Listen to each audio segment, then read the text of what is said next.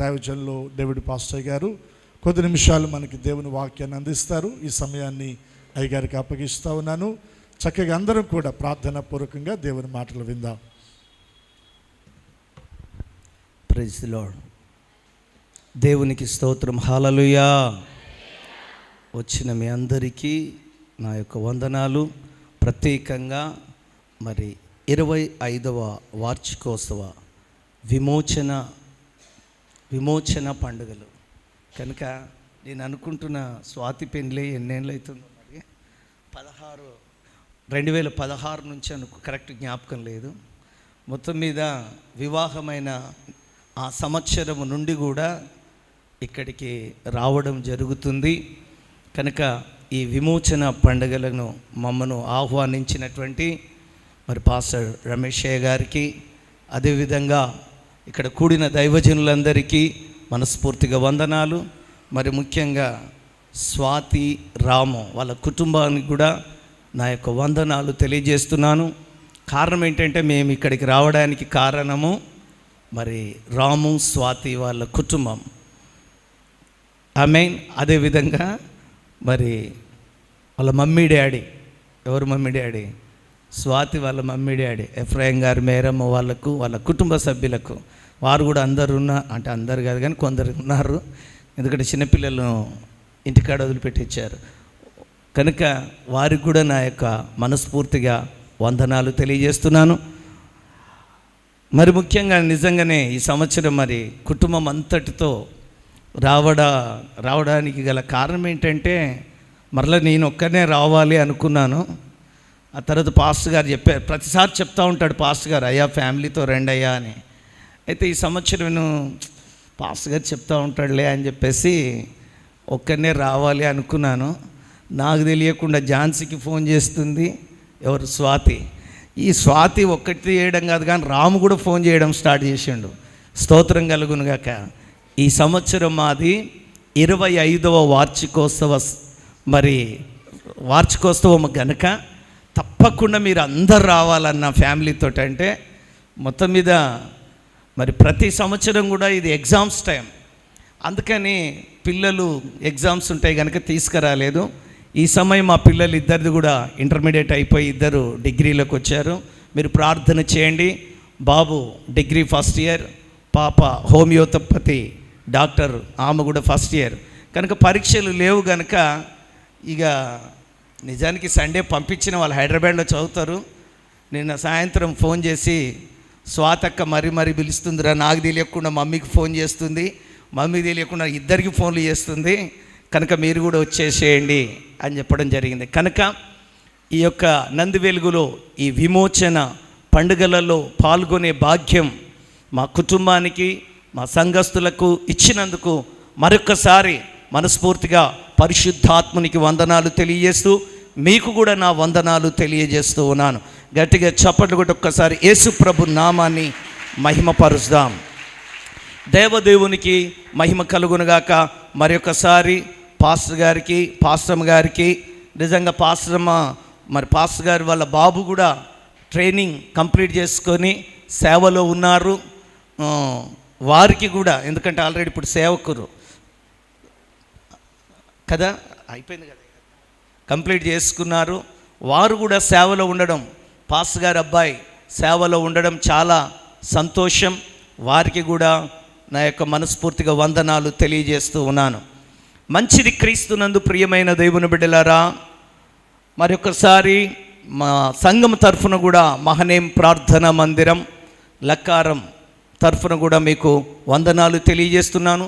ఇలాంటి విమోచన పండుగలు ఇంకా అనేక సంవత్సరాలు జరుపుకోవాలని మనస్ఫూర్తిగా కోరుకుంటున్నాను. అంత మాత్రమే కాదు కానీ మొదట నీ స్థితి కొద్దిగా ఉండినను తుదకు నీవు మహా అభివృద్ధి నందెదవు అని యోబు గ్రంథంలో వ్రాయబడిన ప్రకారము మరి ఈ పరిచర్య ఇంకా అభివృద్ధి పొందాలని కోరుకుంటూ వాక్యములోనికి వెళుతూ ఉన్నాం. చూడండి దేవుని బిడ్డలారా, మనందరికీ బాగా తెలిసినటువంటి వాక్యము లేవియాకాండము 11వ అధ్యాయము. లేవియాకాండము 11వ అధ్యాయము 44, 45 వచనాలు.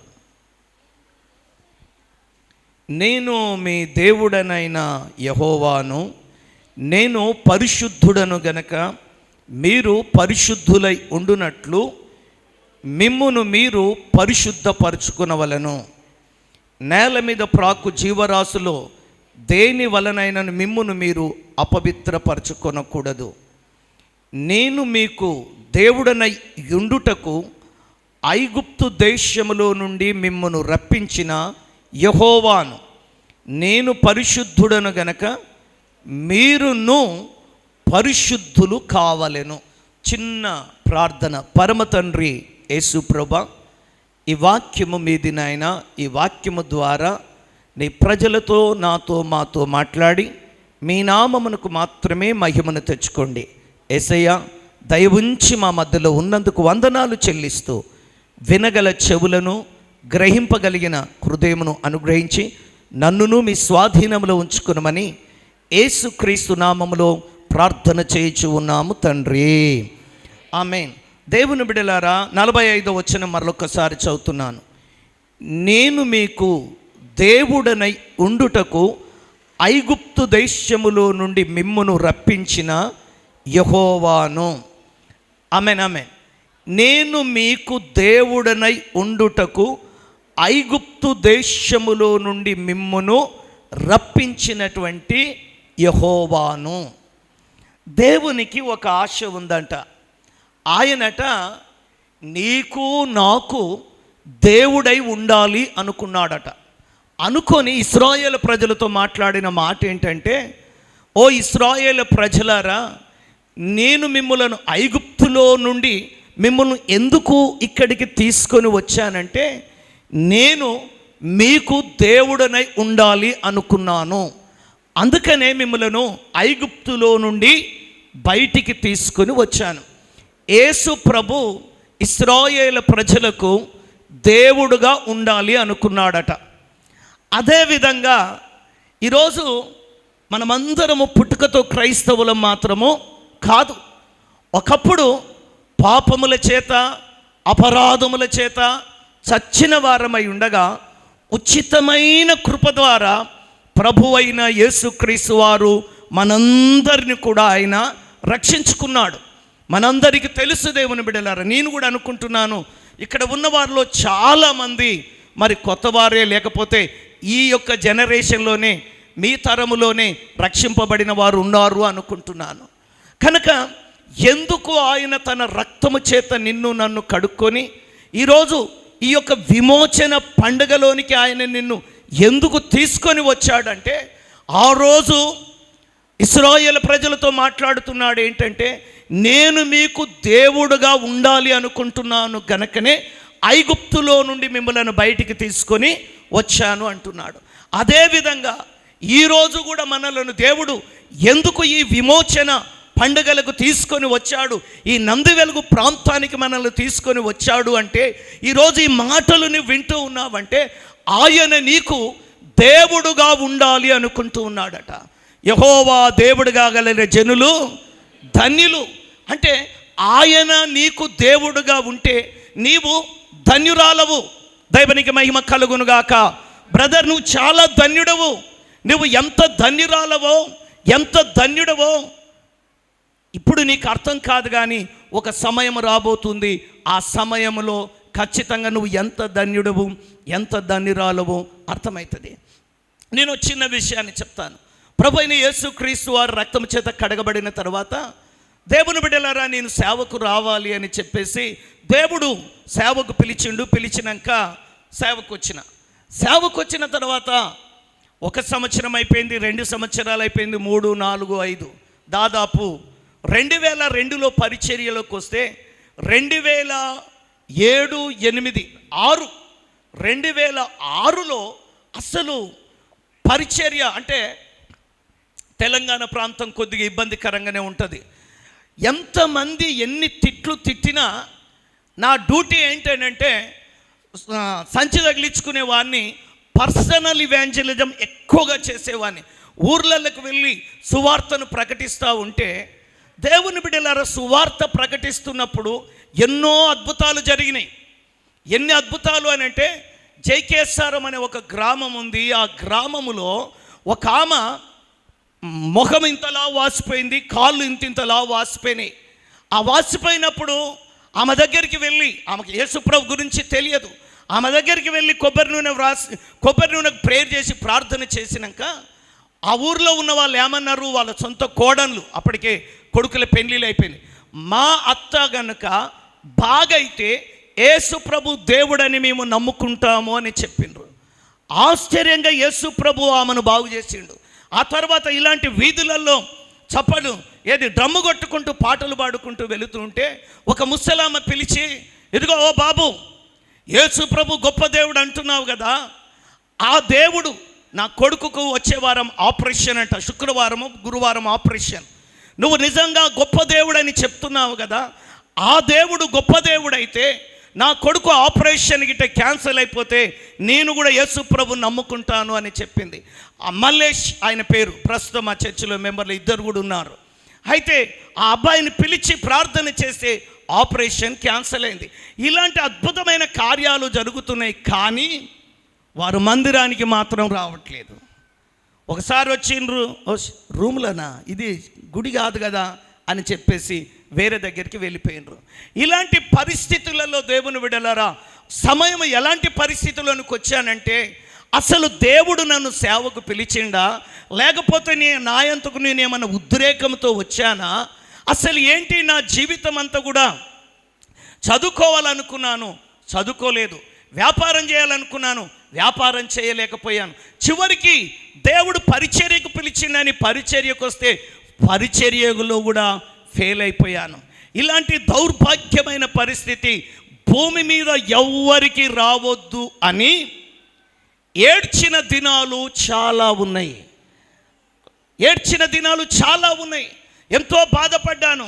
అసలు దేవుడు నన్ను పిలిచిండో మరలా ఏదన్నా ఉద్యోగం చేసుకుంటే బాగుంటుంది అనుకున్న సందర్భాలు కూడా వచ్చినాయి. ఆ తర్వాత దేవుని బిడ్డలారా, ఒకానొక దినాన ప్రార్థన చేస్తున్నాను, అసలు నేను ఈ ప్రదేశంలో ఉండాలా లేకపోతే ఎక్కడికైనా వెళ్ళాలా అని ప్రార్థన చేసినప్పుడు దేవుడు ఒక చిన్న దర్శనాన్ని చూపించిండు, అక్కడే ఉండాలి అని. ఆ రోజు అక్కడే ఉండాలి అనడానికంటే ముందు, మరి 2006 కంటే ముందు ఒక సంఘటన, అది 6 అనుకుంటున్నాను. అప్పుడు మా చిన్నమ్మ గారు ఉన్నారు. దేవుడుగా ఉంటే మనకు వచ్చే లాభం కొరకు చెప్తున్నాను.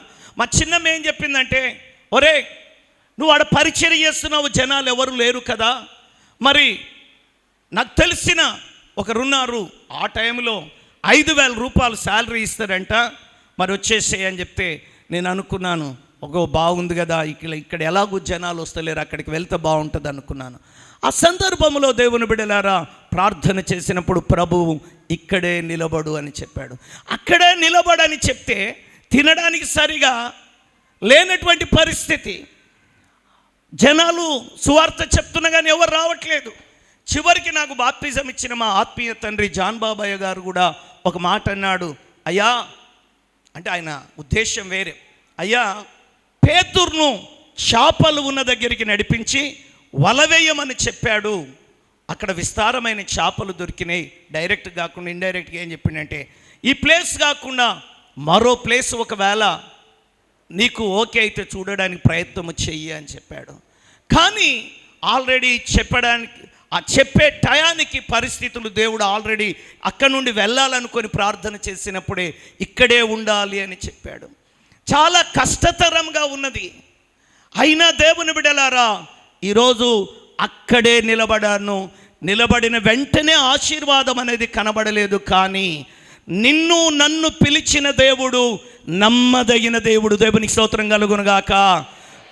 దేవుని బిడ్డలారా, ఒకానొక దినాన ఇలాంటి చర్చిలో మీటింగ్ జరుగుతూ ఉంటే, ఆ మీటింగ్లో లైన్లో పాస్టర్ల మీటింగ్, విజయవాడ నుంచి వచ్చి స్టీఫెన్ గారు అని చెప్పేసి వాళ్ళు మీటింగ్ పెడితే, పాస్టర్ల మీటింగ్ అని నేను అక్కడికి వెళితే, అక్కడ ఉన్న పాస్టర్ గారు దాన్ని ఎవరైతే అరేంజ్మెంట్ చేశారో ఆ పాస్టర్ గారు నన్ను పిలిచి, ఏంటి లైన్లో నిలబడ్డావు, టోకెన్ తీసుకున్నావా, అన్నంది నీకే అంటే 20 రూపాయలు టోకెన్ తీసుకోవాలి. సార్ తీసుకున్నాను సార్ అన్నట్టు చూపెట్టు అన్నాడు. చూపెట్టినగా పో కూర్చో లైన్లో నిలబడి అన్నాడు. లైన్లో నిలబడి వాక్యం వినడానికి వెళ్ళాము, భోజనం చేశాము. అప్పుడు బాధ అనిపించింది. ఏంటి ఇంత భయంకరంగా ఒక సేవ చేయడానికి వచ్చినా కానీ ఇంత భయంకరంగా అందరి ముందర పిలిచి ఇట్లా అవమానిస్తారు అని. మన దేవుడు నమ్మదగిన దేవుడు. ఈరోజు వాళ్ళందరికంటే ఉన్నతమైన స్థితిలో దేవుడు నిలబెట్టాడు. దేవునికి స్తోత్రం కలుగును గాక. ఒక టైం వచ్చింది దేవుని బిడ్డలారా, ఒక సమయం వచ్చింది. ఆ సమయం వచ్చినప్పుడు దేవుడు ద్వారాలు తెరిచిండు. దేవుడు ద్వారాలు తెరిచినాక ఏ వ్యక్తి అయితే నన్ను ఆపాడో, ఏ వ్యక్తి అయితే అవమానపరిచాడో, ఏ వ్యక్తి అయితే నిందలు వేశారో వారందరూ ఈరోజు వాళ్ళకున్న బాధలు సమస్యలన్నీ నా దగ్గరికి వచ్చి, అంటే చాలా పెద్దోళ్ళు నాకంటే, కానీ వాళ్ళ సమస్యలు వచ్చి కొన్ని గంటలు కూర్చొని మందిరంలో కూర్చొని చెప్పడం జరిగింది. నేను ఎందుకు చెప్తున్నాను ఈ విషయాలు అని అంటే, ఆయన నాకు దేవుడుగా ఉన్నాడు గనక. ఒకప్పుడు నేను ఓడిపోయిన వ్యక్తిగా ఉన్నాను, ఒకప్పుడు నేను బలహీనమైన వ్యక్తిగా ఉన్నాను, ఒకప్పుడు నన్ను ఈవెన్ నేను ఎక్కడైతే రక్షణ పొందానో ఆ రక్షణ పొందిన సంఘంలో కూడా పేరు చెప్పకూడదు, మంచి దైవజనులు వాళ్ళు. ఒకసారి దేవునికి స్తోత్రం చెప్దాం. నిజంగానే మంచి దైవజనుడు, హల్లెలూయా. అయితే ఆయన స్థాయికి తగిన మాట కాదు. ఎందుకంటే వాళ్ళు నాకంటే పెద్ద పెద్ద కుమారులు ఉన్నారు, మన్మరాలు ఉన్నారు. ఒక విషయంలో నేను గట్టిగా మాట్లాడినందుకు నా గురించి అన్న మాట ఏంటంటే, ఒక గాడిది చౌటుప్పల వరకు వెళ్ళింది. ఇంత డైరెక్ట్గా అనకూడదు. ఒక గాడిది చౌటుప్పల వరకు వెళ్ళింది, ఆ గాడిదికి వెనక లేదు ముందల లేదు. అంటే నేనే చౌటుప్పల సేవకు వచ్చింది. చాలా పెద్ద చర్చ అది. చాలా బాధ అనిపించింది. అంటే 5-6 ఏళ్ళు అయింది సేవలో. అంటే నేను ఏ చర్చిలో అయితే రక్షణ పొందినో అక్కడ వాక్యము కాస్త కఠినంగా చెప్పేవాడిని. అక్కడ అందరూ బాగా చదువుకున్న వాళ్ళు ఉంటారు హైదరాబాద్లో. చాలా కఠినంగా చెప్పేవాడిని. కొన్నిటికి అట్ట కాదు ఇట్టని చెప్పినందుకు మా పాస్టర్ గారు కాదన్నది, మా పాస్టర్ గారు పిలిచిన ఆయన అన్నారు. అంటే నేను ఎక్కడైతే రక్షణ పొందానో ఆ రక్షణ పొందిన సంఘములో కూడా పరిస్థితులు చిన్న చూపే చూశారు. అయితే నేను ఏ దేవునైతే ఆరాధిస్తూ ఉన్నానో, ఏ దేవునైతే సేవిస్తూ ఉన్నానో, ఏ దేవుని సన్నిధానములో నడుస్తూ ఉన్నానో ఆ దేవుడు సర్వశక్తి కలిగిన దేవుడు. దేవునికి మహిమ కలుగునుగాక. దేవుని బిడ్డలారా, ఐగుప్తులో నుండి ఇశ్రాయేలు ప్రజలను ఎందుకు తీసుకొని వచ్చాడంటే ఆయన వారికి దేవుడుగా ఉండాలి అనుకున్నాడట. దేవునికి మహిమ కలుగునుగాక. ఆయన నాకు దేవుడుగా ఉన్నాడు గనుక దేవునికి మహిమ కలుగునుగాక. గడిగిద్దామా? దేవునికి స్తోత్రం కలుగునుగాక. హల్లెలూయా. ఆయన నాకు దేవుడుగా ఉన్నాడు. ఆయననే ప్రభువైన యేసు క్రీస్తు వారు. దేవునికి మహిమ కలుగునుగాక. ఆయన నీకు దేవుడుగా ఉంటే ఈరోజు నీ స్థితి మొదట కొద్దిగా ఉండవచ్చును, తుదకు నీవు మహాభివృద్ధి జరుగుతుంది. నీ జీవితంలో నా దేవుడు జరిగించబోతాడు. ఈ లోకములో ఆయన నీకు దేవుడుగా ఉంటే నీ తల్లిదండ్రులు విడిచిపెట్టవచ్చు, నీ బంధువులు విడిచిపెట్టవచ్చు, నీ స్నేహితులు విడిచిపెట్టవచ్చు, నీ అన్నదమ్ములు విడిచిపెట్టవచ్చును. కానీ ఆయన నీకు దేవుడుగా ఉంటే యుగ సమాప్తి వరకు సదాకాలము ఆయన నీతో ఉండబోతూ ఉన్నాడు. ఈ లోకములో ఎవ్వరు నిన్ను విడిచిపెట్టినా ఆయన నీకు దేవుడుగా ఉంటే ఆయన నిన్ను ఎన్నడూ విడిచిపెట్టే దేవుడు కాదు. ఆయన నీ కుడి పక్కల ఆయన నీకు నీడగా ఉండి పచ్చిగగల చోటుకు ఆయన నడిపించే దేవుడు. ఆయన నీకు దేవుడుగా ఉంటే ఇశ్రాయేలు ప్రజలతో అంటూ ఉన్నాడు, నేను మీకు దేవుడుగా ఉండడం కొరకే ఐగుప్తులో నుండి నేను మిమ్ములను ఇక్కడికి తీసుకొని వస్తూ ఉన్నాను. ఇది అరణ్యములో ప్రయాణములు చెప్పినటువంటి మాట. అయితే ఒకసారి దేవునికి స్తోత్రం చెప్తామా? నాకు బాగా మాట్లాడుకుంటూ చెప్పేది అలవాటు. యేసు రక్తం జయం, హల్లెలూయా. నిజానికి నేను రక్షణ పొందిన కొత్తలో అసలు వర్తమానాలు ఇవి కావండి నాయి. నేను వనస్థలిపురంలో మా పాస్టర్, మా ఆత్మీయ తండ్రి గారు పాస్టర్ జాన్ బాబు, ఆయన పోలీస్ ఆఫీసర్. అక్కడ ఉన్న వాళ్ళందరూ బాగా చదువుకున్నవారు. అక్కడికి వెళ్ళి ఆ వర్తమానాలు చెప్తా ఉంటే నేను వచ్చిన చౌటుప్పలు వాళ్ళకేం అర్థమైతే లేవు. నైజీరియా నుంచి ఒక పాస్టర్ గారు వచ్చారు మా దగ్గరికి, పెద్దగుట్ట వనస్థలిపురంకు వస్తే మా చర్చి వాళ్ళందరూ ముందు లైన్లో కూర్చుంటారు. చౌటుప్పల నుంచి వేరుగా ముందు లైన్లో కూర్చుండ్రు. ఎంత మంచి కూర్చున్నారు అంటే మొత్తం ముందు లైన్లో మొత్తం వాళ్ళే ఉన్నారు, ఒక 30 మంది. ఆ అయ్యగారు వాక్యం పరిశుద్ధాత్మ అభిషేకం చేత నింపబడి గట్టిగా చెప్తుంటే మా చర్చి వాళ్ళు మాత్రం నేను ఇట్లనే కూర్చున్నాం, మా చర్చి వాళ్ళు ముందర కనబడుతున్నారు. ఓయమ్మ వీళ్ళందరూ ఇట్లా ఆవలిస్తున్నారు ఏందరో. మా పాస్టర్ గారు ముందే స్ట్రిక్ట్, ఆయన పోలీస్ ఆఫీసర్, ముందర కూర్చొని వీళ్ళే ఆవలిస్తున్నారు. ఆ తర్వాత అయిపోయినాక అమ్మ ఏందమ్మా ముందర కూర్చొని, ఏమయ్యా ఆయన ఇంగ్లీష్లో చెప్తుండే, ఈయన తెలుగులో చెప్తుండే, ఏం చెప్తుండే ఒక్క ముక్క కూడా అర్థమైతే లేదయ్యా, అందుకే నిద్ర వస్తుందయ్యా, మరి ఏం చెప్పమంటావు చెప్పు అన్నారు. మా దేవా ఇదేంది అని కొన్ని ఇలాంటివి చూసినాక నేను చెప్పే విధానం నేను కూడా మార్చుకోవాలి అని మెల్లగా వాళ్ళతో మాట్లాడుకుంటూ చెప్పడము అలవాటైపోయింది. స్తోత్రం కలుగునుగాక. మీరు కూడా ఇప్పటికీ దాదాపు ఒక 500 మంది, నేను పరిచర్యలోకి వచ్చిన తర్వాత 500 మందికి పైగా మారు మనసు రక్షణ విడుదల పొందినటువంటి వ్యక్తులు ఉన్నారు. ప్రస్తుతం అయితే ఒక 200 మంది మాత్రము, 200 పిల్లలతో గడితే ఒక 250, మరి ఏదన్నా అది ఉంటే 300, మీటింగ్లు అయితే మాత్రం 500 మంది పైననే వస్తారు. దేవునికి స్తోత్రం చెప్దాం. హల్లెలూయా. అయితే దేవుని బిడ్డలారా, నేను ఈ విషయాన్ని మీకు ఎందుకు చెప్తున్నాను అని అంటే, కాస్త నాకు మాట్లాడుకుంటూ చెప్పేది అలవాటు. ఆమేన్. దేవునికి స్తోత్రం. నా టైం కూడా స్పీడ్ అయిపోతుంది కనుక ఆయన ఎందుకు పిలిచాడంట, నీకు ఆయన మనకే ఏం కావాలనుకుంటున్నాడంట, దేవుడుగా ఉండాలి అనుకుంటున్నాడు మనల్ని కూడా. స్తోత్రం కలుగును గాక. నేను అనుకుంటున్నాను మీరు కూడా నాలాకనే ఈ తరములోనే, ఒకవేళ ఉంటే ఉండొచ్చు మీ తాతలు వాళ్ళు, కానీ ఎక్కువ శాతం నేను అనుకుంటున్నాను మీ టైంలోనే రక్షింపబడిన వారై ఉండవచ్చును. అయితే ఆయన మీకు దేవుడుగా ఉంటే, దేవుని బిడ్డలారా, చిన్న సాక్ష్యాన్ని నా ఎదుట పెట్టాను. నేను చదువుకుంది 10వ తరగతే. నేను ఆల్రెడీ ఇంతకుముందు చెప్పాను. 10వ తరగతే పారిపోయి హైదరాబాద్కి వచ్చాను.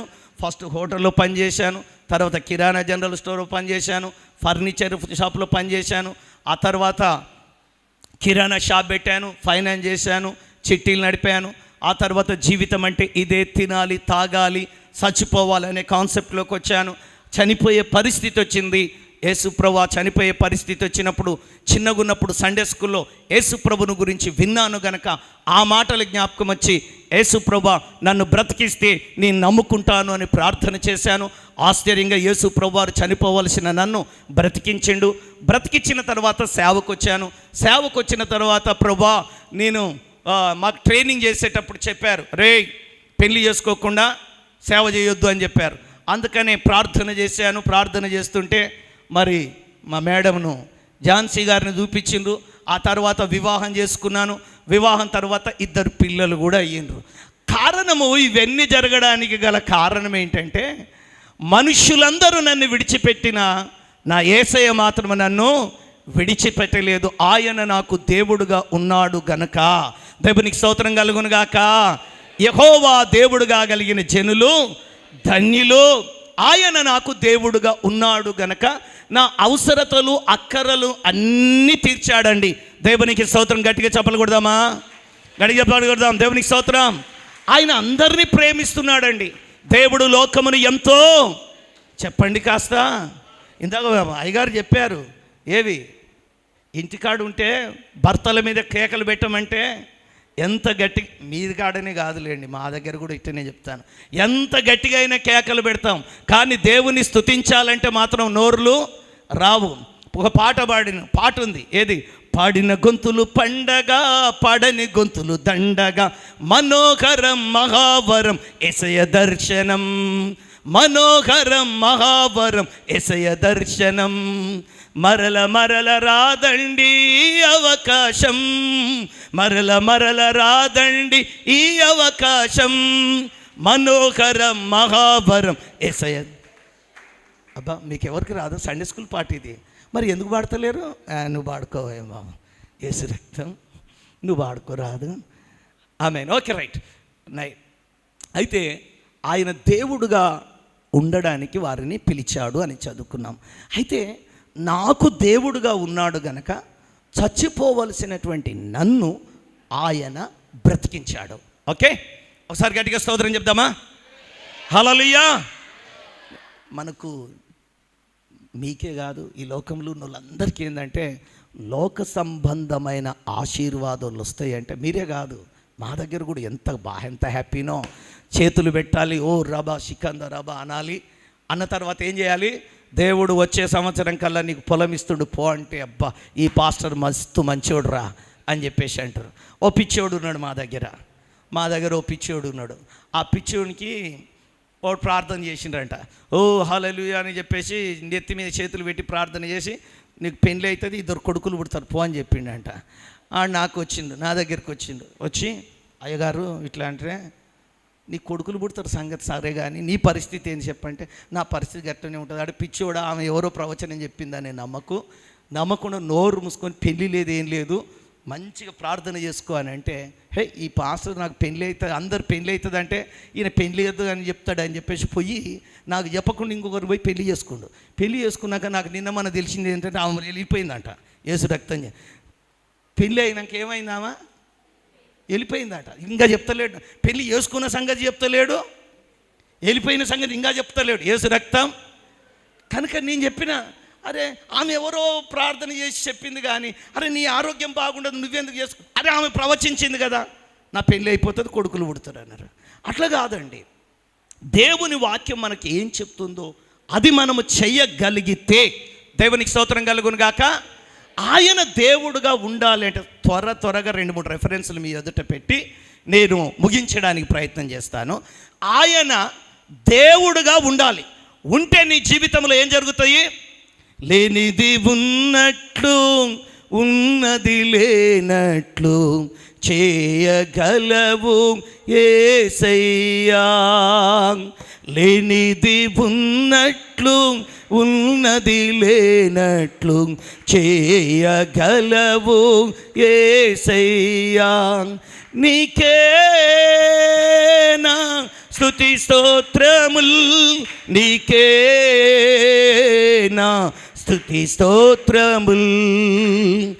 ఎవరు ఉన్నా లేకున్నా నీవుంటే చాలు యేసయ్యా. ఎవరు ఉన్నా లేకున్నా నీవుంటే చాలు యేసయ్యా. నీకసాధ్యమైనది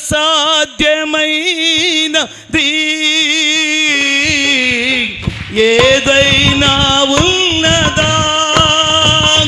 నీకసాధ్యమైనది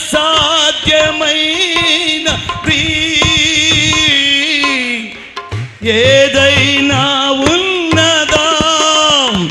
లేనిది ఉన్నట్టు ఉన్నది లేనట్లు చేయగలవు యేసయ్యా. ఆమేన్, హల్లెలూయా. నేను మరొక్కటి చెప్తాను, ఆయన దేవుడుగా ఉంటే, దేవుడుగా ఉండడం కొరకు ఆయన నీకు దేవుడుగా ఉండాలని ఆయన నిన్ను ఏర్పాటు చేసుకుండు. మరలా పక్కన వాళ్ళకి చెప్దామా? ఆయన నీకు దేవుడుగా ఉండాలి అనుకుంటున్నాడు. ఆమేన్. ఒక జరిగిన వాస్తవం చెప్తాను. పాస్టర్ గారు యోహాను గారు, ఈ యోహాను గారు ఒక ఆయన పాస్టర్ గారు యోహాన్, ఆయన పేరు యోహాను, కుంటోడే. కానీ రేయ్ వాళ్ళ బామార్ది పోయి అంట, రేయ్ మర్యాదగా చెప్తున్నా, నేను దేవుణ్ణి నమ్ముకున్నాను గనక నిన్నేమంటలేను. ఒకవేళ నేను గిట్ట నా అంగి ఇప్పి ఆడ తగిలిచ్చిందనుకో నీవేమైపోతావో తెలియదు. కుంటోడే కానీ నిజంగానే షట్టిప్పేసి ఆడ తగిలిచ్చిందంట. కుంటోడు కానీ ఇష్టం వచ్చినట్టు కొట్టేసిండంట. ఇప్పుడు ఎవరిని పక్కన పెట్టిండంట? ఆయన దేవుణ్ణి పక్కన పెట్టిండంట. ఇప్పుడు దేవుణ్ణి పక్కన పెట్టిన రారా అని అంటున్నట. మన జీవితాలలో కూడా కొన్నిసార్లు మనం దేవుని పక్కన పెడుతున్నామేమో, మన జీవితాలలో కూడా మనం దేవుని పక్కన పెడుతున్నామేమో. ఒకసారి ఆలోచన చేయండి. ఈరోజు మరొక సాక్ష్యం నా జీవితంలో జరిగింది చెప్పి, ఆయన ఎప్పుడు నీకు దేవుడుగా ఉంటాడు. దేవుడుగా ఉంటే మన జీవితంలో ఇప్పుడు ఇప్పుడు నేను చెప్తున్నటువంటి అద్భుతాలు మీ హృదయంలో ఉండనియండి. 2022 సంవత్సరం అనుకుంటున్నాను. 2022 డిసెంబర్ 22వ తారీఖు రోజు, మరి ఈ సాక్ష్యం ఇంతకుముందు చెప్పానో నాకు తెలియదు, సువార్త దండయాత్ర జరిగితే ఆ సువార్తలో నేనే ముందర ఉండి మా చర్చి పిల్లలు, తర్వాత హెబ్రోన్ వాళ్ళందరం కలిసి చేస్తూ ఉన్నాము. ఆ టైంలో మరి ఒక వ్యక్తి ఆ రోజు రాత్రట పాస్టర్ గారిని వెళ్ళి అటాక్ చేసి వీలైతే చంపేయాలి అని డిసైడ్ అయ్యారట. అని వైన్ షాప్ దగ్గర కూర్చొని మాట్లాడుకుంటున్నారంట. ఎవరు? వీళ్ళందరూ ఒక గుంపు. ఆ గుంపు మాట్లాడుకుంటుంటే మా చర్చికి వచ్చే వాళ్ళ అబ్బాయి వాళ్ళ నాయన అక్కడ ఉన్నాడు. ఆయన పేరు పింకు. ఈ పిల్లలందరూ వచ్చిన అనుకుంటే ఇప్పుడున్న పిల్లలు కూడా ఆ రోజు వచ్చినట్టుండ్రు. అయితే ఆ మాటలు విని మొత్తం మీద అక్కడ జరుగుతున్న సంభాషణ అంతా ఈయన కూడా తాక్కుంటూ విని వాళ్ళ అబ్బాయికి చెప్తే, ఈ పిల్లలందరూ నైట్ 12 గంటలకు వచ్చేసి కింద మాట్లాడుకుంటూ అవి లైట్లు వేసిర్రు, శబ్దం అవుతుంటే నేను లేచాను. ఏంటి బాబు అందరు ఏంటి ఈ టైంలో వచ్చిండ్రు అని అంటే చెప్పిండ్రు, అన్న నువ్వు కిందికి రాకన్నా, ఎవరైనా డోర్ కొట్టినా రాకు, పరిస్థితి ఇది అని చెప్తే నేను ఒక మాట చెప్పాను, బాబు దేవుని కాపుదల ఉండాలి కానీ మనుషుల కాపుదల వ్యర్థము, మీరు వెళ్ళి పడుకోండి, చర్చిలో వచ్చిరు కదా అందరూ, చర్చిలో వెళ్ళి పడుకోండి అని చెప్పాను. ఆ తర్వాత ఆ రోజు రాత్రి రాలే, కానీ నెక్స్ట్ డే అతను ఫోన్ చేసి ఏం చెప్పిండు అని అంటే, ఒక 45 నిమిషాలు మా చర్చికి వచ్చే ఆసాపు అనే ఒక పేరు పెట్టాము, అతడు భయంకరమైన త్రాగుబోతూ, గంజాయి తాగేవాడు, అన్ని అలవాట్లు ఉన్నాయి. ఆ వ్యక్తి యేసు ప్రభును నమ్ముకుండు కనుక ఆ వ్యక్తికి ఒకప్పుడు దోస్త్ అంట ఈయన ఫోన్ చేసి, తొందరలో మీ పాస్టర్ గారి బ్రతుకు ఏమవుతుందో నీ కళ్ళతోటి నువ్వు చూస్తావు అని ఒక 45 నిమిషాలు ఆయనతో మాట్లాడిండట. ఖచ్చితంగా. అయితే నాతోనూ కూడా ఒక సందర్భంలో వచ్చి మాట్లాడారు, రే ఎక్కడి నుండో వచ్చి ఎంతమందిని నీ మతంలో కలిపావు అని నాతోని కూడా గుంపు వచ్చి మాట్లాడినరు. ఆ టైంలో నన్ను తొందరగా అక్కడ నుండి వెళ్ళిపో అన్నారు. ఆ గుంపులో ఒక ఆమెతోటి ఈమె కూడా, నీకెవడు కంప్లైంట్ ఇచ్చి, నువ్వు ఎస్ఐవా సిఐవా అని ఈమెను కూడా అడుగుతా. అట్లా అడుగుతారా మీరు? మేము ఏమో కోఆర్డినేటర్ అంట ఆడేవాడు, దేనికో ఆర్ఎస్ఎస్ఏ, దానికి ఏదో పోస్ట్ చెప్పిండు ఆయన, మేము కూడా మాకు కూడా ఉంటాయి అవి అని ఏవేవో చెప్పిండు. ఆమె కూడా ఏదో అడిగింది. ఫస్ట్ అయితే అన్నా మీరు ఇక్కడ నుండి వెళ్ళిపోండి అని చెప్పేసి నన్ను అంటే, నిజంగానే పిల్లలు ఎవరో వచ్చారు బైక్ తీసుకొని నేను అక్కడ నుండి వెళ్ళిపోయాను. అయితే దేవుడుగా ఉంటే నీ జీవితంలో ఏం జరుగుతుంది, అట్లా జరగాలని మీరు ఏం కోరుకోకండి. యేసు రక్తం జయం. అయితే మొత్తం మీద ఇది డిసెంబర్ 24 తారీఖే మా అబ్బాయితో మాట్లాడిండు. జనవరి 2వ తారీఖు ఆ వ్యక్తి చచ్చిపోయిండండి. యవ్వనస్తుడు, మంచి యవ్వనస్తుడు. ఆయుడు ఒక సేవకుని ఆల్రెడీ ఆ రోజు ఒక సేవకుని గలబట్టుకుండు. ఆ తర్వాత నేనంటే చాలామందిని మతంలో కలిపాను గనక మీ లక్కారం పాస్టర్ను, నాకు కూడా చాలా ఫోన్స్ వచ్చినాయి. అయితే వానికి ఇష్టం వచ్చినట్టు మాట్లాడిండు. కానీ జనవరి 2వ తారీఖు వాడే లేకుండా చచ్చిపోయిండు. యేసు రక్తం. వాడు ఎన్ని పాపాలు చేసిండు మరి నాకేం తెలుసు. ఆల్రెడీ నన్నేమో నా దగ్గరికి రాలే, కానీ ఒక పాస్టర్ గారి కాలర్ పట్టుకుండు, సువార్త చెప్తుంటే వెళ్ళి ఒక పాస్టర్ గారి కాలర్ పట్టుకుండు వాడు. అంటే దేవుడుగా ఉంటే ప్రేమించేంత వరకే ప్రేమిస్తాడు ఆయన. ఒకవేళ ఆయనకు కోపం వస్తే ఒక అంజూరపు చెట్టుని శపించిండు. అది ఎక్కడి నుండి ఎండిపోయిందంట? వేర్ల దగ్గర నుండి పై వరకు ఎండిపోయిందట. ఆయన ప్రేమ కలిగిన దేవుడు, కృప కలిగిన దేవుడు, జాలి కలిగిన దేవుడు. అదే సమయంలో ఆయన రోషము కలిగిన దేవుడు. ఆయన కోపానికి పర్వతాలు కూడా కరిగిపోతాయి దేవుని బిడ్డలారా. కనుక ఆయన దహించు అగ్ని అయి కూడా ఉన్నాడు. ఆయన నీకు దేవుడుగా ఉంటే, ఇదిగో దేవుడుగా ఆయన నాకు దేవుడుగా ఉన్నాడు గనక దరిద్రములో, శాపములో, పాపములో ఉన్న నన్ను బయటికి తీసుకొని వచ్చి నా అవసరతలు అక్కర్లు తీర్చి ప్రాణాపాయ స్థితిలో నుండి కూడా ఆయన నాకు దేవుడుగా ఉన్నాడు గనక ఆయన నన్ను బ్రతికించాడు. త్వరగా 2-3 రెఫరెన్సులు మీకు చూపించి నేను ముగిస్తాను. నీకు ఆయన దేవుడుగా ఉండాలి అని అంటే, పాస్టర్ గారు ఇప్పుడు ఆయన మాకు దేవుడుగానే ఉన్నాడు. ఎస్, మీ అందరికీ ఆయన దేవుడే. హల్లెలూయా. మనందరికీ ఆయన దేవుడే. అయితే దేవుడే, కానీ ఆయన అద్భుతాలు నీ జీవితంలో నా జీవితంలో జరిగించాలి. ఇప్పుడు కింద చదవండి, 11వ అధ్యాయం 45వ వచనం. నేను త్వరగా రెఫరెన్సులు మాత్రం మీకు చెప్పి నేను ముగింపులోనికి వస్తాను. మిమ్మును రప్పించిన యెహోవాను, నేను పరిశుద్ధుడను గనక మీరు కూడా పరిశుద్ధులు కావాలి. దేవునికి స్తోత్రం కలుగును గాక. సరే, నువ్వు పరిశుద్ధురాలుగా ఉన్నవా లేదా? ఒకసారి కొలసీలకు రాసిన పత్రిక 3వ అధ్యాయం, కొలసీలకు రాసిన పత్రిక 3వ అధ్యాయము 4వ వచనము నుండి చదవమ్మా. నేనే చదువుతున్నంత కొద్దిగా అందరికీ వినబడతలేదు. 5వ వచనం నుంచి, కావున భూమి మీదనున్న మీ అవయములను అనగా జారత్వమును, అపవిత్రతను, కామాతురతను, దురాశను, విగ్రహారాధనైన ధనాపేక్షను చంపివేయుడి. వాటి వలన దేవుని ఉగ్రత అవిధేయుల మీదకి వచ్చును. పూర్వము వారి మధ్య జీవించినప్పుడు మీరును వీటిని అనుసరించి నడుచుకుంటిరి. ఇప్పుడైతే మీరు కోపము, ఆగ్రహము, దుష్టత్వము, దూషణ, మీ నోట బూతులు అను వీటన్నిటినీ విసర్జించుడి. ఒకనితో ఒకడు అబద్ధమాడకుడి. ఎలయనగా ప్రాచీన స్వభావమును దాని క్రియలతో కూడా మీరు పరిత్యజించి, అంటే విడాకులిచ్చి, జ్ఞానము కలుగు నిమిత్తము దానిని సృష్టించిన వాని పోలిక చొప్పున నూతన పరచబడుచున్న నవీన స్వభావమును ధరించుకొని ఉన్నారు. ఈ లక్షణాలు ఒకవేళ నీలో ఉంటే ఆయన నీకు దేవుడుగా ఉండకపోవచ్చు. ఆయన ఉండడు అని అంటే వాళ్ళ కోపం వస్తుంది. ఇప్పుడు యేసు రక్తం జయం, నువ్వు బాగున్నావు పాస్టరు, చిన్న కోపం పడితే. ఈ మధ్యలో ఒక ఆయన సేవనే చేస్తుండు. ఆ సేవ చేస్తున్న ఆయన అన్న మాట ఏంటంటే, బ్రదర్ ఎందుకు అన్ని అబద్ధాలు ఆడతావు, అట్లా ఆడకూడదు కదా అంటే, మనం యేసు ప్రభువు కాదు కదా అన్నాడట. మనము ఎవరము కాదు చెప్పరేంది? మనమేమి దేవుళ్ళం కాదు కదా, మనం మనుషులం. అప్పుడప్పుడు అబద్ధాలు చెప్పండి మాట్లాడవచ్చు. కోపం వచ్చినప్పుడు అప్పుడప్పుడు బూతు మాటలు. పాస్టర్ గారు చూడనట్టు పోవచ్చు, కానీ దేవుడు చూడనట్టు ఏం పోడు. ఆయన నిన్ను ప్రేమిస్తున్నాడు గనక ఆయన నీ ఎడల దీర్ఘశాంతాన్ని చూపిస్తున్నాడు. నేను పరిశుద్ధుడను గనక మీరు కూడా పరిశుద్ధులుగా ఉండడము, పరిశుద్ధులుగా మార్చబడాలి.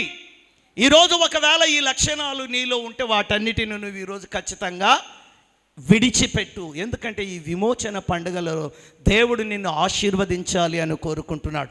మరో మాట చదువుదాం, స్తోత్రం కలుగునుగాక. చూడండి, 2 కొరింథీయులకు రాసిన పత్రిక 6వ అధ్యాయం 8వ వచనం. కొంచెం మైక్ తీసుకొని చదువుతారా? ఎవరికైనా ఇవ్వగలుగుతారా?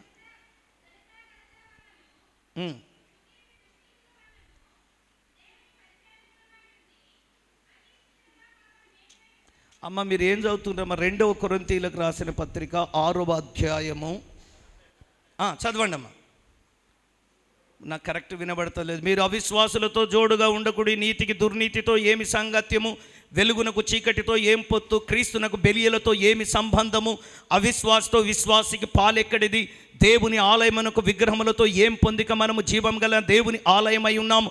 అందుకు దేవుడు ఈలాగు సెలవిచ్చుచున్నాడు, నేను వారిలో నివసించి సంచరింతును, నేను వారి దేవుడనయుందును, వారు నాకు ప్రజలయుందురు. కావున మీరు వారి మధ్య నుండి బయట వెళ్ళి ప్రత్యేకంగా ఉండుడి, అపవిత్రమైన దానిని ముట్టకుడని ప్రభువు చెప్పుచున్నాడు. మరియు నేను మిమ్మును చేర్చుకొందును, మీకు తండ్రినయుందును, మీరు నాకు కుమారులను కుమార్తెలునై ఉందురని సర్వశక్తి కలిగిన ప్రభువు చెప్పుచూ ఉన్నాడు. దేవునికి మహిమ కలుగును గాక.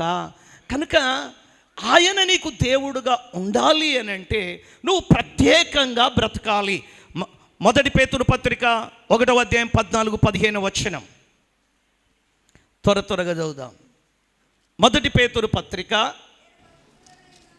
నేను పరిశుద్ధుడనై ఉన్నాను గనక మీరును పరిశుద్ధులైయుండుడని ఉండండి వ్రాయబడి ఉన్నది. కాగా మీరు విధేయులకు పిల్లలై మీ పూర్వపు అజ్ఞాన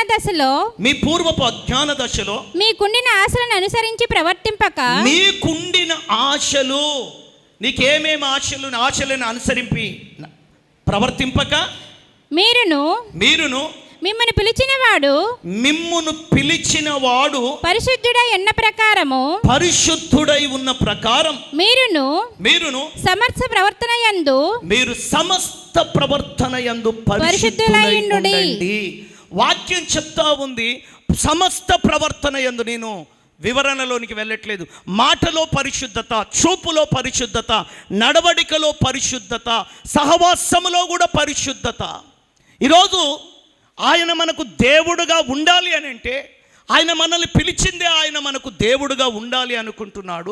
ఆయన మనకు దేవుడుగా ఉండాలి అని అంటే మన సమస్త ప్రవర్తన పరిశుద్ధంగా ఉండాలి అని వాక్యం చెప్తోంది. హెబ్రీలకు రాసిన పత్రిక 12వ అధ్యాయం 14వ వచనం. హెబ్రీ 12:14.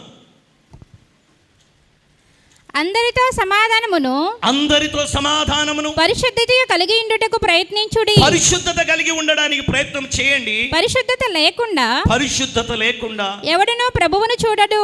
పరిశుద్ధత అనేది నీలో లేకపోతే అసలు నువ్వు ప్రభువును చూడలేవంటే దేవుని రాజ్యములో ఎట్టి పరిస్థితుల్లో నీవు ఉండలేవు. దేవుని రాజ్యంలో ఉండాలి అని అంటే నీ నోటి మాటలు పరిశుద్ధంగా ఉండాలి, నీ ఆలోచన పరిశుద్ధంగా ఉండాలి, నీ యొక్క చూపులు, నడవడిక, సమస్త ప్రవర్తన యందు పరిశుద్ధత ఉండాలి. పరిశుద్ధత లేకపోతే, నీతి లేకపోతే, భక్తి లేకపోతే ఆయన నీకు దేవుడుగా ఉండడు. ఈరోజు నీ జీవితంలో అనేక అద్భుతాలను చూడాలి అనుకుంటూ ఉన్నావు. ఎన్నో విషయాల కోసం నువ్వు ప్రార్థన చేస్తూ ఉన్నావు. నీ ప్రార్థనకు జవాబు రావటం లేదేమో. నీ జీవితంలో అనేక మంది జీవితాలలో అద్భుతాలు జరుగుతూ ఉన్నాయి, కానీ ఒకవేళ నీ జీవితంలో జరగటం లేదేమో. నీ జీవితంలో అద్భుతాలు జరగకపోవడానికి గల కారణం నేనేం చెప్తున్నానంటే, నిజంగా ఆయన నీకు దేవుడుగా ఉంటే మధురంగా మార్చబడ్డది, ఆకాశము తెరవబడ్డది, వారికి కావలసిన మన్నా వచ్చింది. దేవుని బిడ్డలారా, ఆయన నీకు దేవుడుగా ఉంటే బైబిల్ వాక్యం ఈ విధంగా చెప్తా ఉన్నది. అలనాడు ఐగుప్తు దేశంలో ఇశ్రాయేలు ప్రజల మధ్యలో, అలనాడు ఐగుప్తు దేశంలో ఎలాంటి సూచక్రియలు, మహత్కార్యాలు చేశాడో, నేడును ఇశ్రాయేలు మధ్యలో, ఇతర మనుషుల మధ్యలను అలాంటి సూచక్రియలు, మహత్కార్యములను కలగజేయచ్చు ఆయనకు నేటి వలన తన నామానికి కీర్తి తెచ్చుకుంటున్నాడట. ఈరోజు నీ జీవితంలో అద్భుతాలు జరగటము లేదు అంటే, మన ప్రార్థనకు జవాబు రావటము లేదు అని అంటే, మనము పరిశుద్ధతను కోల్పోయామేమో. ఈ విమోచన పండుగలలో ఒక్కసారి ఇప్పుడు నేను చెప్పిన లక్షణాలన్నీ మీరు ఇంట్లోకి వెళ్ళినాక చదవండి. ఒకవేళ పరిశుద్ధులుగా ఉంటే ఏం జరుగుతుంది, ఒకవేళ పరిశుద్ధంగా ఉండకపోతే ఏం జరుగుతుందో 2-3 రెఫరెన్సులు చదివించి ప్రార్థన చేస్తాను. ప్రకటన గ్రంథం 21, ప్రకటన గ్రంథము 21వ అధ్యాయము 27వ వచనం చదవండి. గొర్రెపిల్ల యొక్క జీవగ్రంథమందు వ్రాయబడిన వారే, గొర్రెపిల్ల యొక్క జీవ గ్రంథమందు వ్రాయబడిన వారే దానిలో ప్రవేశింతురు గాని, దానిలో ప్రవేశిస్తారు గాని నిషిద్ధమైనది ఏదైనను, అసహ్యమైన దానిని అబద్ధమైన దానిని జరిగించు వాడైనను దానిలోనికి ప్రవేశింపడు. చాలు. అసహ్యమైన వాటిని, అబద్ధమైన వాటిని, నిషిద్ధమైన వాటిని, పాపపు పనులను చేస్తే నువ్వు పరలోక రాజ్యములోనికి రాలేవు. ఒకవేళ పరలోక రాజ్యంలోకి వస్తే దేవుడు నీకు పరిశుద్ధంగా ఉండి, పరలోకములోకి వస్తే దేవుడు నీకు ఇచ్చే ఆశీర్వాదం ఏంది? పరిశుద్ధత లేకపోతే ప్రభును చూడలేవు, పరలోకానికి రాలేవు. ఒకవేళ పరిశుద్ధత కలిగి ఈ శరీర క్రియలన్నిటినీ జయించి పరిశుద్ధతలో కలిగి బతికితే నీకు వచ్చే లాభం ఏందో చెప్పి నేను ముగిస్తాను. దానియేలు గ్రంథము 7వ అధ్యాయము, దానియేలు గ్రంథం 7వ అధ్యాయము 21వ వచనం చదవండి. ఈ కొమ్ము పరిశుద్ధులతో యుద్ధము చేయుచు వారిని గెలుచుదాయను, ఆ మహావృద్ధుడు వచ్చి మహోన్నతుని పరిశుద్ధుల విషయంలో మహోన్నతుని పరిశుద్ధుల విషయంలో తీర్పు తీర్చు వరకు అలాగు జరుగుగాని సమయం వచ్చినప్పుడు ఆ పరిశుద్ధులు రాజ్యాన్ని ఏలుతారనే సంగతి నేను గ్రహించితిని. గట్టిగా చప్పట్లు కూడా దేవునికి స్తోత్రం చెప్దాం. దేవుని బిడ్డలారా, పాపాన్ని జయించి పరిశుద్ధుడుగా ఉంటే నీ వంట మహోన్నతుని పరిశుద్ధులే సమయము వచ్చినప్పుడు పరిపాలించబోతున్నారు. అదే మాట మరొక దగ్గర కూడా ఉంటుంది చూడండి. 22:18 వచనం, 7:18. నేను ముగిస్తున్నాను. 7:18. అయితే మహోన్నతుని పరిశుద్ధులే రాజ్యాధికారాన్ని నొందుదురు. వారు యుగ యుగాంతముల వరకు రాజ్యమేలుతారు. చాలు, ఓకే, ముగింపులోనికి వస్తున్నాను. అసూయ ఉందా? కపటం ఉందా? ద్వేషం ఉందా? కోపం ఉందా? మత్సరం, కుళ్ళు ఉన్నాయా? ఇలాంటి లక్షణాలు నీలో ఉంటే ఆయన నీకు దేవుడుగా ఉండడు. ఫిక్స్డేనా? బైబిల్ అదే చెప్తుంది. ఒకవేళ వాటిని నువ్వు జయించగలిగితే, ఇప్పుడు మీకు ఎలక్షన్లు కదా, పాపం ఈ ఎలక్షన్లో పరిస్థితి ఏంటంటే, ఎంత పెద్ద బిల్డింగ్లో ఉన్న ఎన్ని వందల కోట్లు ఉన్న మీ దగ్గరికి వచ్చి ఏం పెడతాడు? దండం పెడతాడు. పాపం అయ్యగారు వస్తారు, అయ్యగారు వాళ్ళ ఆమె వస్తుంది, పిల్లలు కూడా వచ్చి దండాలు పెడతారు. ఇంకా కొంతమంది అయితే కాళ్ళు కూడా పట్టుకుంటారు. ఎందుకొరకు? ఎన్నేళ్ళ అధికారం కొరకు? 5 ఏళ్ళ అధికారం కొరకు పాపం వాళ్ళ ఉన్న అంతస్తులన్నీ దిగి వచ్చి దండాలు పెడుతుండ్రు. అయితే యేసుక్రీస్తు రక్తము చేత కడగబడిన వారికంట యుగాలు పరిపాలించే అధికారం ఇస్తాడట. గట్టిగా చెప్పండి కూడా దేవునికి స్తోత్రం చెప్దాం. యుగాలు పరిపాలించే అధికారం ఇస్తాడట. ఆ అధికారం ఎవరికి ఇస్తాడంటే, 100 సంవత్సరాలు నువ్వు పాపాన్ని జయించగలిగితే నీకు పరిపాలించే అధికారాన్ని ఇస్తాడట. ఆ అధికారాన్ని కావాలి అని అంటే, దేవుని బిడ్డ పాపాన్ని జయించి ఒక్క నిమిషం కళ్ళు మూసుకుందాం. సమయాన్ని అయ్యగారికి ఇస్తున్నాం. ఒక్క నిమిషం కళ్ళు మూసుకుందాం. ప్రభు అయిన యేసుక్రీస్తు వారు మనందరి పాపాల కోసం ఆయన రక్తాన్ని చిందించాడు. ఒకవేళ ఇంకా యేసు ప్రభు దేవుడని నువ్వు ఇంకా నమ్మకపోతే, ఇదిగో ఈ లోకములో మన కోసం ఎవ్వరు ప్రాణం పెట్టలేదు. బ్రదర్, సిస్టర్, ప్రభు అయిన యేసుక్రీస్తు వారు మన కోసం ప్రాణం పెట్టాడు. ఆయన రక్తంలో కడగబడితే నేను మనం పరిశుద్ధులుగా మార్చబడతాము. పరిశుద్ధులుగా మార్చబడిన మనం ఆ పరిశుద్ధతను కాపాడుకోవాలి. దయవుంచి కళ్ళు మూసుకుందాం. ఒకే ఒక్క నిమిషం సమయాన్ని పాస్టర్ గారికి ఇస్తుండగా, దేవుడు నీకు ఒక అద్భుతమైన అవకాశాన్ని ఇస్తున్నాడు. నీకు పరిపాలించే అధికారాన్ని ఇవ్వాలనుకుంటున్నాడు. అది ఏదో 5 సంవత్సరాలు 10 సంవత్సరాలు కాదు, యుగాంతం వరకు ఆయన పరిపాలించే అధికారాన్ని నీకు ఇవ్వాలి అనుకుంటున్నాడు. అయితే దానికి నువ్వు చేయవలసిందల్లా, ఆయన నీకు దేవుడుగా ఉండాలి అనుకుంటున్నాడు. ఆయన దేవుడుగా ఉండాలంటే కూడా నీకు పరిశుద్ధత అవసరం. ఒకవేళ పరిశుద్ధత నీలో లేకపోతే ఎన్ని నష్టాలు అంటే, దేవుని బిడ్డ, అన్ని అపజయాలు, నిందలు, సమస్యలు. కాస్త పాపాన్ని, శరీర క్రియలన్నిటినీ సమాధి చెయ్యి. పరిశుద్ధులుగా బ్రతుకుదాం. పరమ తండ్రి యేసు ప్రభువా, అయ్యా, విన్న వాక్యం బిడ్డల హృదయాలలో నాటబడి ఫలించి అభివృద్ధి పొందినట్టు సహాయం చేయి. అయ్యా, దైవజనులు రమేషయ్య గారిని, పాస్టమ్మ గారిని, వారికి ఇచ్చిన సంతానమును, ఇక్కడ ఉన్న దైవజనులను, ఇక్కడ వచ్చిన బిడ్డలందరూ దీవించండి. మేమందరం పరిశుద్ధులుగా బ్రతికి నీ రాజ్యంలో ఉండే భాగ్యం మాకు అనుగ్రహించమని యేసుక్రీస్తు నామములో ప్రార్థిస్తూ ఉన్నాము తండ్రి.